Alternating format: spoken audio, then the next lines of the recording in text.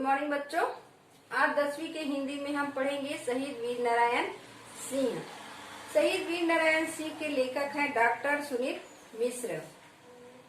शहीद वीर नारायण सिंह में डॉक्टर सुनीत मिश्र हमको बताना चाहते हैं कि जो छत्तीसगढ़ में ऐसे स्वतंत्रता सेनानी यहाँ पर पैदा हुए थे जो सबसे पहले स्वतंत्रता के लिए लड़ने के लिए आवाज उठाए, अंग्रेजों के खिलाफ आवाज उठाए 1857 में, जब हमारे छत्तीसगढ़ के आदिवासी क्षेत्र में अंग्रेजों के अतिक्रमण, अंग्रेजों द्वारा अत्याचार के खिलाफ आवाज उठाए। और वह सपूत है बिजवार जाति के शहीद वीर नारायण सिंह। आज उन्हीं के बारे में हम जानेंगे। अतीत से ही छत्तीसगढ़ देश का एक गौरवशाली भूभाग रहा है। अतीत बहुत पहले से ही हमारा छत्तीसगढ़ अलग राज्य बना। कब बना? 2001 में। उससे पहले हमारा जो छत्तीसगढ़ था वो किस पर था? मध्य प्रदेश में जुड़ा हुआ था। मध्य प्रदेश से अलग 2001 में हुआ। उससे पहले हमारा जो छत्तीसगढ़ देश था वह एक गौरवशाली भूभाग रहा है, जिसको देखकर प्रत्येक लोग अपने आप में छत्तीसगढ़ का नाम लेने से, वहाँ रहने से, वहाँ के वासी होने से गौरवान्वित महसूस करते थे। यहाँ पर सर्वधर्म समभाव की भावना है।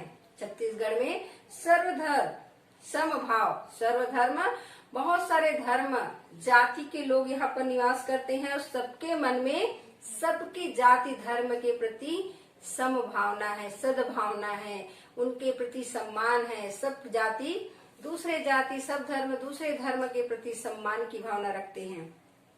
ऋषि मुनियों एवं वीर योद्धाओं ने इस अंचल का नाम देश में रोशन किया है। यहाँ पर बहुत सारे ऋषि मुनियों ने जन्म लिया है, वीर योद्धाओं ने जन्म लिया है और अपने कर्मों से, अपने सत्कर्मों से यहाँ इस अंचल का नाम देश में रोशन किया है। छत्तीसगढ़ की माटी में जन्म लेकर अपने कर्मों से यहाँ के अंचल को रोशन किया है।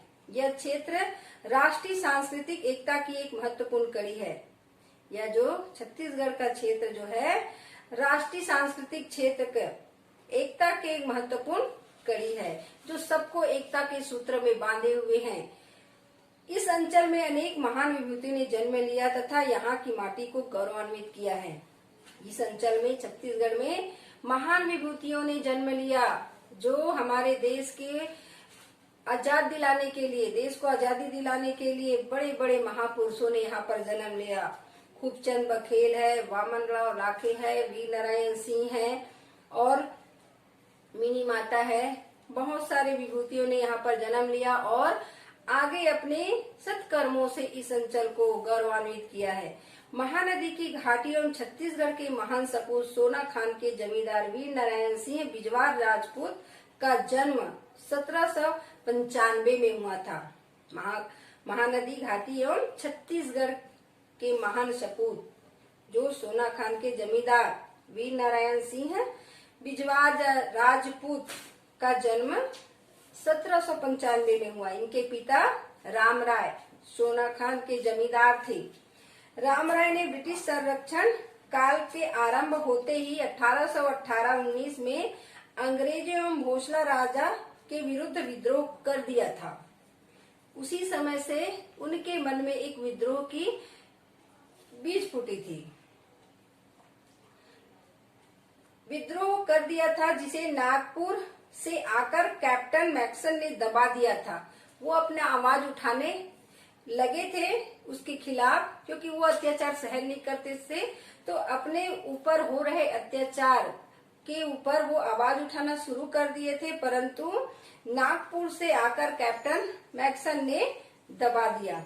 विद्रोह का दमन होने के बाद सोना खान जमींदार के गांवों की संख्या 300 से घटकर 50 तक सीमित हो गई, क्योंकि राजनीति और जो अंग्रेज थे वो फूट डालो राज करो की नीति अपनाते थे और अपने शक्ति, अपने कड़े स्वभाव के कारण वो जाने जाते थे, इतने क्रूर थे। और वो उनसे गुस्सा होकर जो उनके जमींदारी के जो गांव बटे हुए थे, जमींदारी देते थे, तो बहुत सारे गांव का एक जमींदार नियुक्त करते थे। जमींदारी प्रथा में तो बहुत सारे 300 गांव था उसके जमींदारी के अंतर्गत। उस जमींदारी के गांवों को कम करके उसको सिर्फ 50 तक सीमित कर दिए। 50 गांव के ही जमींदार वो बने रहे। इसके बाद भी राम राय का दबदबा समाप्त नहीं हुआ और वे बिजवारों की तलवार का जादू सिर चढ़कर बोलता रहा। तब भी उनका हौसला कम नहीं हुआ, उनकी ताकत कम नहीं हुआ। वो तब भी अपने तलवार के दम पर अपने दबदबा बनाए हुए था, क्योंकि वो सच्चे थे, ईमानदार थे और एक योद्धा थे। अपने ताकत के बल पर वो लड़ते थे और उसी के बल पर वो अंग्रेजों से मुकाबला करना चाहते थे, अपना विरोध जताते थे। 1830 ईस्वी में राम राय की मृत्यु के पश्चात नारायण सिंह 35 वर्ष की अवस्था में जमींदार हुए। जब उसके पिता का देहांत 1830 ईस्वी में हुआ, तब उसके मृत्यु के पश्चात उसको जमींदारी मिला। तब वो सिर्फ तो वीर नारायण सिंह जो है इतने कम उम्र में जमींदारी का जो भार है उसको अपने सिर पर लिया। 35 वर्ष की छोटी सी उम्र में अपने कंधे पर वो जमींदारी का भार लिए। नारायण सिंह धर्मपरायण थे। रामायण महाभारत में उसकी रुचि थी। धर्मपरायण होने के कारण वो रामायण और महाभारत में उसकी रुचि थी। उनको वो पढ़ते थे, सुनते थे और उसी के अनुसार वो उस पर मनन भी करते थे।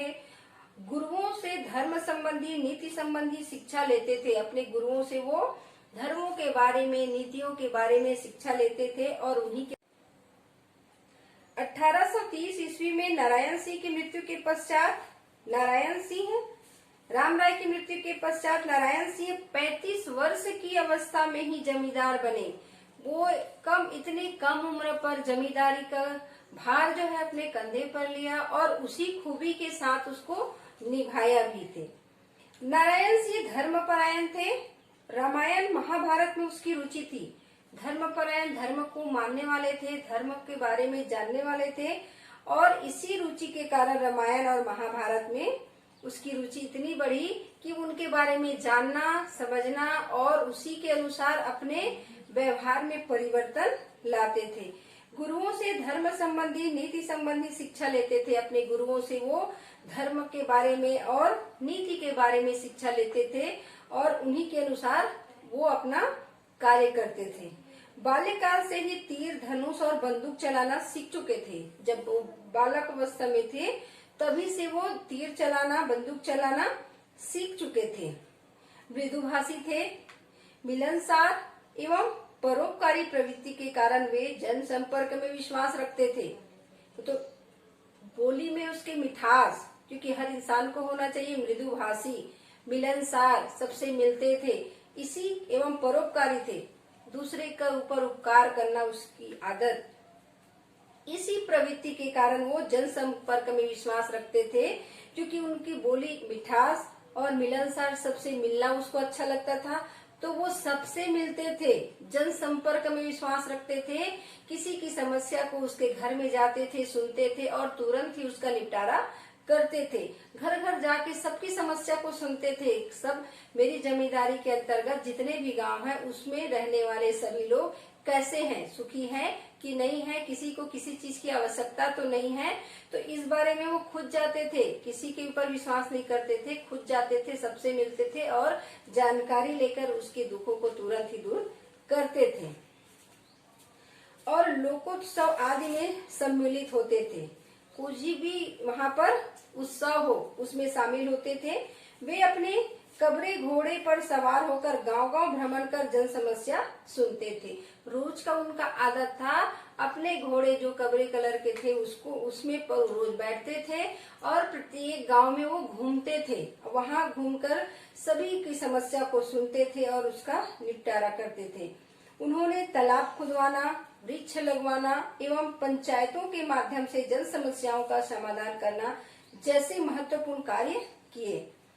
पहले के जमाने में तालाब खुदवाना बहुत बड़ी बात मानी जाती थी, क्योंकि तालाब में एक तो इंसानों का नहाना, पूरे निस्तारी का कार्य होता था और उसमें हम अपने खेत के लिए पानी पर सिंचाई के लिए उपयोग करते थे और जो जानवर है उनके लिए भी तालाब बहुत जरूरी होता था। तो तालाब खुदवाए, वृक्ष लगवाना एवं पंचायतों के माध्यम से जन समस्याओं का समाधान करना जैसे महत्वपूर्ण कार्य किए। सोनाखान में राजा सागर, रानी सागर और नंद सागर 3 तालाब है, जो इस जमींदार की सच्ची लोक कल्याणकारी नीतियों के साक्षी है, जो तालाब उन्होंने बनवाए हैं। ये वहाँ के वीर नारायण सिंह के साक्षी है, जो इनके कार्य को वहाँ पर दर्शाता है। उन्होंने स्वयं नंद सागर के आसपास वृक्षारोपण करके नंदनवन का रूप दिया है। जो तालाब उन्होंने खुदवाए हैं उसके आसपास नंदनवन, आसपास वृक्षारोपण करवाए हैं। उसके पिता ने जीते जी जो परोपकार परंपराएं शुरू की थी उन्होंने तथा उनके पुत्र गोविंद सिंह ने उसका पालन किया। वीर नारायण सिंह अपने पिता का और उनके पुत्र जो गोविंद सिंह हैं, वीर नारायण सिंह के पुत्र, वो उनका पालन करते आए, मतलब उनकी परंपरा है। और उन्होंने परंपरा जो चालू किए हैं, रीति रिवाज जो दूसरों के प्रति कार्य किए हैं, उनको वो सब परंपरागत अपने चलाते आ रहे हैं। वह अपने पिता का कार्यभार संभाला और उसके पुत्र ने अपने पिता का। तो जैसे जिस राह पर उन्होंने चला उसी राह पर दोनों चलते चले जा रहे। अन्याय और शोषण के विरोधी